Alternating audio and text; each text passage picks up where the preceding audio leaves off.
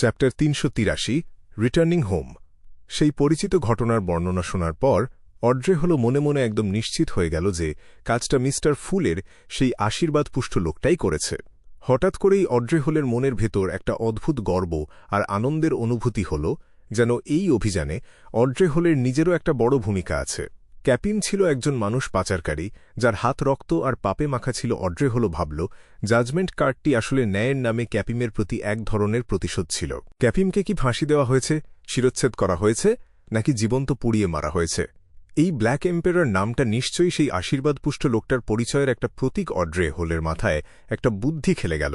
এই লোকটাই কি রয়্যাল মিউজিয়ামে ঢুকে সেই ব্ল্যাক এম্পেরর কার্ডটা চুরি করেছিল? অড্রে হলের খুব ইচ্ছা করছিল এই বিষয়ে আরও বিস্তারিত তথ্য জানার জন্য বাবাকে প্রশ্ন করতে, কিন্তু আর্ল হলের মুখের অভিব্যক্তি, গলার স্বর আর মনের আবেগ দেখে অড্রে হল বুঝতে পারল যে আর্ল হল নিজেও আসলে ঠিক কি হয়েছে তা জানে না। তাই অড্রে হল নিজের কৌতূহল চেপে রাখল। অড্রে হল ঠিক করল এই বিষয়ে অড্রে হলের ভালো বন্ধু ক্যান্সলিরসেনকে জিজ্ঞেস করবে, যে কিনা MI9-এ কাজ করে। যদিও সরাসরি ক্যান্সলিরসেনকে এই বিষয়ে জিজ্ঞেস করাটা অড্রে হলের বর্তমান ইমেজের সাথে মানানসই, কিন্তু তবুও সেটা খুব বেশি আকস্মিক হয়ে যাবে। একজন অভিজাত বংশের মেয়ে হিসেবে এটা অড্রে হলের মর্যাদার সাথে ঠিক যায় না। অড্রে হল মনে মনে একটা পরিকল্পনা করল, আমি অ্যানিকে বলবো বিকেলের চা চক্রের জন্য কয়েকটা দাওয়াতপত্র তৈরি করতে। সেই দাওয়াতপত্রগুলো আলাদাভাবে গ্লিন্ড, ক্যান্সলিরসেন, মারে, ক্রিস্টিন, জেন আর অন্যদের পাঠিয়ে দেব। তাদের মধ্যে বেশিরভাগেরই মিস্টিকিজম বা রহস্যবিদ্যার ওপর আগ্রহ আছে, তাই তারা হিরো ব্যান্ডিট ব্ল্যাক এম্পেরর নামের কাউকে নিয়ে বেশ আগ্রহী হবে। আমার একটু উস্কানিতেই তারা এমন অনেক প্রশ্ন জিজ্ঞেস করবে যা সরাসরি আমার পক্ষে জিজ্ঞেস করা সম্ভব নয়। হ্যাঁ, এটাই ঠিক আছে। অড্রে হল নিজের চিন্তায় ইতি টেনে সকালের নাস্তায় মন দিল। অড্রে হলের বিশ্বাস ছিল যে মিস্টার ফুলের আশীর্বাদপুষ্ট সেই লোকটা শুধুমাত্র অপরাধ দমনের জন্য ক্যাপিমকে খতম করেনি। মিস্টার ফুলের পদমর্যাদা আর পরিচয়ের সাথে শুধুমাত্র ছোটখাটো অপরাধ দমন করাটা ঠিক খাপ খায় না। অবশ্যই অড্রে হল যদি কয়েক মাস আগের সেই অড্রে হল হতো যে কেবল টারট ক্লাবে যোগ দিয়েছে, তাহলে অড্রে হল নির্দ্বিধায় এই ব্যাখ্যা মেনে নিত। না হলে অড্রে হল নিজের প্রতীক হিসেবে জাস্টিস কার্ড বেছে নিত না। কিন্তু এতগুলো সভা আর এত ঘটনার মধ্য দিয়ে যাওয়ার পর অড্রে হল এখন অনেক বেশি পরিপক্ক হয়ে গেছে। অড্রে হল আগের মতো অতটা সহজ সরল নেই। অড্রে হলের মনে হল এই ঘটনার পেছনে নিশ্চয়ই আরও বড় কোনো রহস্য আছে। হয়তো ক্যাপিম কোনো ইভল গড অথবা কোনো গোপন সংগঠনের সাথে জড়িত ছিল। অড্রে হল মনে মনে আশা করল যে ক্যান্সলিরসেন হয়তো এই ব্যাপারে কোনো কাজের তথ্য দিতে পারবে।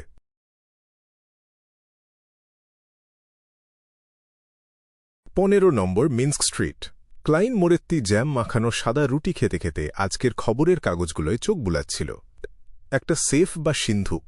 খবরের কাগজে পড়তে পড়তে ক্লাইন মোরেত্তি প্রায় বিষম খেল। ক্লাইন মোরেত্তি মনে মনে 3 বার নিজেকে বলল, আমি এটা করিনি, আমি কিছু নেইনি, উল্টোপাল্টা কথা বলো না। ক্লাইন মোরেত্তি খবরের কাগজের সেই বর্ণনাটা মানতেই পারল না, যেখানে বলা হয়েছে যে সেফের সবকিছু চুরি হয়ে গেছে। গতকালের পরিস্থিতি ছিল খুব উত্তেজনার। সূত্র জোগাড় করার জন্য ক্লাইন মোরেত্তি সেই সেফটা খুঁজে পাওয়ার পর তার ভেতরে ঢুকে কেবল কিছু গুরুত্বপূর্ণ নথিপত্র বা প্রমাণ খোঁজার চেষ্টা করেছিল। ক্লাইন মোরেত্তি সেখান থেকে কিছুই নেয়নি। খুব দ্রুত ক্লাইন মোরেত্তি সেই সেফ থেকে বেরিয়ে অন্য একটা ঘরে চলে গিয়েছিল।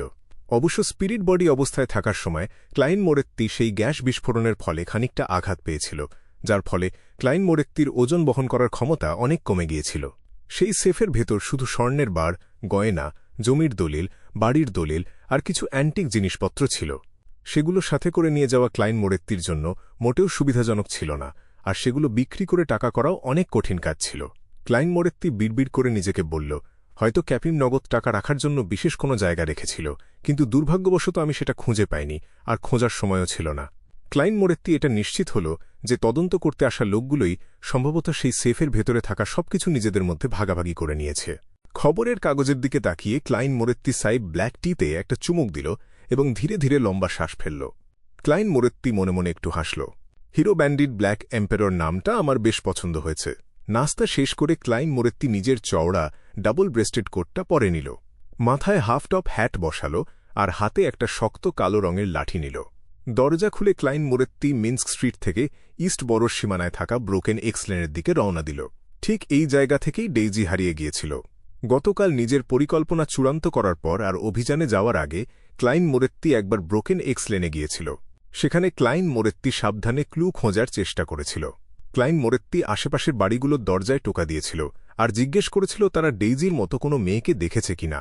যদিও ক্লাইন মোরেত্তি বিশ্বাস করত না যে কোনো সরকারি বিয়ন্ডার একটা গরিব পরিবারের ওপর সন্দেহ করবে। তারা নিশ্চয়ই ভাববে না যে ডেইজির পরিবার কোনো হিরো ব্যান্ডিট ভাড়া করার ক্ষমতা রাখে, যার শক্তি অন্তত সিকোয়েন্স 6 লেভেলের। ক্লাইন মোরেত্তির ধারণা ছিল তদন্তকারীরা সম্ভবত ক্যাপিম যেসব গোপন কাজ করত সেগুলোর ওপর বেশি নজর দেবে। তারা হয়তো দেখবে যে ইদানিং ক্যাপিমের ওপর কারা নজর রাখছিল। তবুও ক্লাইন মোরেত্তি অনেক সাবধানতা অবলম্বন করল।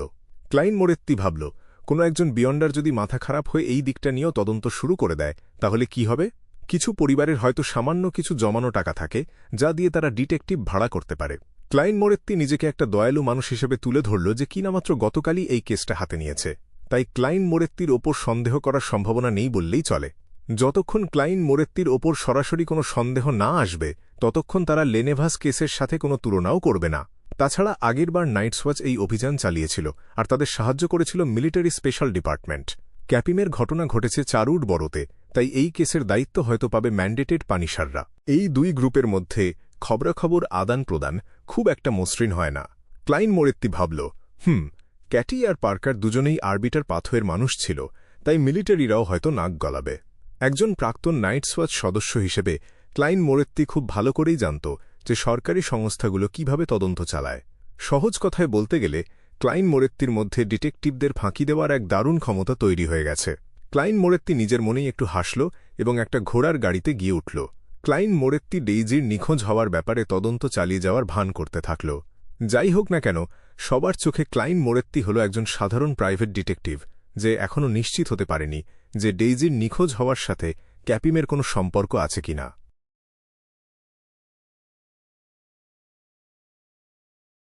সকাল 9টার সময় ডেইজি তার এলাকার দায়িত্বরত একজন পুলিশ অফিসারের সাথে তাদের জরাজীর্ণ ভাড়া বাসায় ফিরে আসল। ডেইজির মতো আরও কিছু অভাগা মেয়েকে গতরাতে চারুড বড়োর বিভিন্ন ক্যাথেড্রালে রাখা হয়েছিল। সেখানে তাদের অনেক জিজ্ঞাসাবাদ করা হয়েছে। তারা পালানোর সময় কি দেখেছে, পেছন ফিরে তাকিয়ে কি দেখেছিল, তারা কোথায় থাকে, তাদের পরিবারের অবস্থা কেমন, তারা কি অসাধারণ কোনো বন্ধুকে চেনে কিনা, এমন অনেক প্রশ্ন করা হয়েছিল। ভীতসন্ত্রস্ত ডেইজি সব প্রশ্নের উত্তর একদম সত্যি সত্যি দিয়েছিল। জিজ্ঞাসাবাদের পর ডেইজিকে আর কেউ বিরক্ত করেনি।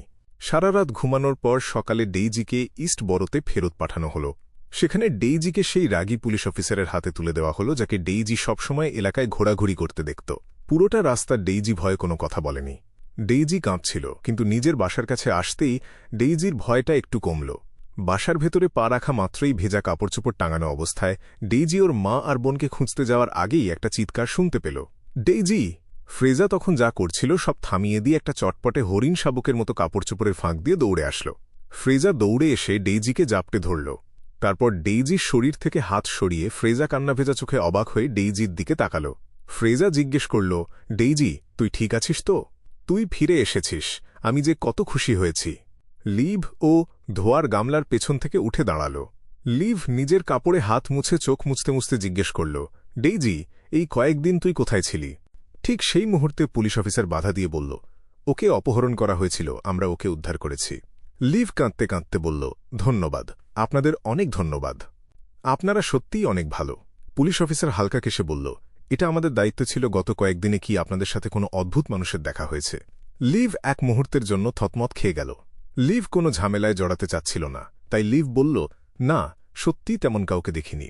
পুলিশ অফিসার হাত নেড়ে বলল, ভবিষ্যতে সাবধানে থেকো, আর কখনো নির্জন শর্টকাট রাস্তা ব্যবহার করবে না। সেই ঘরের ব্যবসা আর উৎকট গন্ধ পুলিশ অফিসারের কাছে সহ্য হচ্ছিল না, তাই পুলিশ অফিসার তাড়াতাড়ি সেখান থেকে চলে গেল। লিভ আবার নিজের মেয়ের দিকে তাকাল। লিভ পা বাড়িয়ে ডেইজির কাছে আসল এবং আবার নিজের কাপড়ে হাত মুছে ডেইজিকে জড়িয়ে ধরল।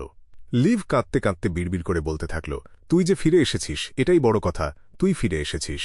লিভ একবারও জিজ্ঞেস করল না যে ডেইজি কোনো আঘাত পেয়েছে কি না। ডেইজি এবার শান্ত হল এবং ডুকরে কেঁদে উঠল। ডেইজির পাশে দাঁড়িয়ে ফ্রেজাও কাঁদছিল। ফ্রেজা হাত বাড়িয়ে ওর মা আর বোনকে জড়িয়ে ধরল। তিনজন মিলে কিছুক্ষণ কান্নাকাটি করার পর একে অপরকে ছেড়ে দিল। লিভ আবার চোখ মুছে বলল, আগে কাপড়গুলো ধুয়ে ফেলো, অনেক কাপড় বাকি আছে। এইমাত্র বিপদ থেকে ফিরে আসা ডেইজি মাথা নাড়ল এবং সাথে সাথে কাজে মন দিল। দুপুরবেলা যখন তারা কালো রুটি আর সামান্য লিকারের চা খাচ্ছিল তখন লিভ কথা বলার সুযোগ পেল। লিভ জিজ্ঞেস করল, ডেইজি, ওরা কি তোকে মেরেছে? ডেইজি মাথা নেড়ে না বলল, ওরা শুধু কয়েকবার আমাকে মেরেছিল। ফ্রেজা পাশ থেকে বলল, খুব ভালো হয়েছে, পুলিশ কি তোকে উদ্ধার করেছে? গতকাল একজন দয়ালু ডিটেকটিভ তোকে বিনা পয়সায় খুঁজে দেওয়ার কথা বলেছিল, আর আজই তুই ফিরে আসলি। আরে, লোকটার কাছে তো ডেইজির শব্দকোষের বইটাও রয়ে গেছে। লিভ আগে থেকেই তৈরি ছিল। লিভ বলল, আমি ওল্ড কোহলারকে বলবো লোকটার কাছ থেকে বইটা নিয়ে আসতে, আর ডিটেকটিভকে যেন জানিয়ে দেয় যে ডেইজি ফিরে এসেছে, যাতে লোকটা অযথা আর ছোটাছুটি না করে। যাই হোক না কেন, আমাদের তো সেই ডিটেকটিভকে একবার ধন্যবাদ দেওয়া উচিত। ডেইজি এবার একটু হালকা অনুভব করল এবং ফ্রেজার প্রশ্নের জবাবে বলল, না, পুলিশ আমাদের উদ্ধার করেনি। হঠাৎ করে একটা বিস্ফোরণ হল, আর যে দরজাগুলো বন্ধ ছিল সেগুলো অদ্ভুতভাবে খুলে গেল, আর আমরা সবাই দৌড়ে বেরিয়ে আসলাম। তবে আমি ছাদের ওপর একজন সাহেব বা ম্যাডামকে দাঁড়িয়ে থাকতে দেখেছি। লোকটা কালো রঙের বর্ম পরেছিল, মাথায় মুকুটের মতো হেলমেট ছিল, আর গায়ে ছিল একটা ঢোলা পোশাক। সেখানে দাঁড়িয়ে লোকটা শান্তভাবে আমাদের দেখছিল।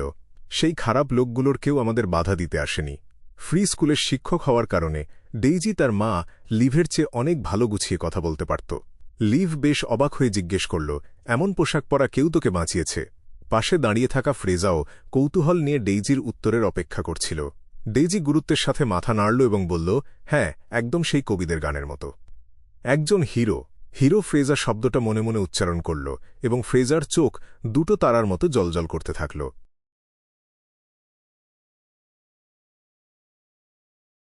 একটা গোপন ঘরের ভেতর কিছু মানুষ বসে লেনেভাস আর ক্যাপিমের ঘটনার তুলনা করছিল। তারা পাওয়া তথ্যগুলো নিয়ে দেখছিল যে এই দুই ঘটনার উদ্দেশ্য বা কাজের ধরন এক কিনা। একজন বলে উঠল, এই দুটো ঘটনার মধ্যে কোনো যোগসূত্র পাওয়া যাচ্ছে না। একমাত্র মিল হল যে দুই জায়গাতেই মন্দ বা পাপ পরাজিত হয়েছে। সেই টারোট কার্ডের মালিক ন্যায় বিচার প্রতিষ্ঠা করেছে। আরেকজন বলল, এটা নিশ্চিত যে দুই ঘটনায় একই ব্যক্তি জড়িত নয়। তাদের শক্তির পার্থক্য অনেক বেশি, আর তাদের কাজের ধরনও একদম আলাদা। যদিও হতে পারে তাদের সিকোয়েন্স আগের চেয়ে বেড়েছে, কিন্তু ক্যাপিমকে যে খুন করেছে সে এক ধরনের আত্মা বা এমন কেউ যে স্পিরিট বডি অবস্থায় চলে যেতে পারে। এটা সচরাচর দেখা যায় না। সেই লোকটার এই কথা অন্য সবাই মেনে নিল। সবশেষে যিনি মিটিং ডেকেছিলেন তিনি সিদ্ধান্তে আসলেন, দুটো ঘটনা, দুজন আলাদা মানুষ, কিন্তু দুজনেই টারোট কার্ড ফেলে রেখে গেছে। হয়তো দ্বিতীয়জন প্রথমজনকে অনুকরণ করেছে। যদি তাই হয়, তাহলে যারা লেনেভাস কেস সম্পর্কে জানে তাদের ওপর নজর দিলেই হবে। আর দ্বিতীয় সম্ভাবনা হল কোনো একটা গোপন সংগঠন, এমন একটা সংগঠন যার প্রতীক হল টারোট কার্ড।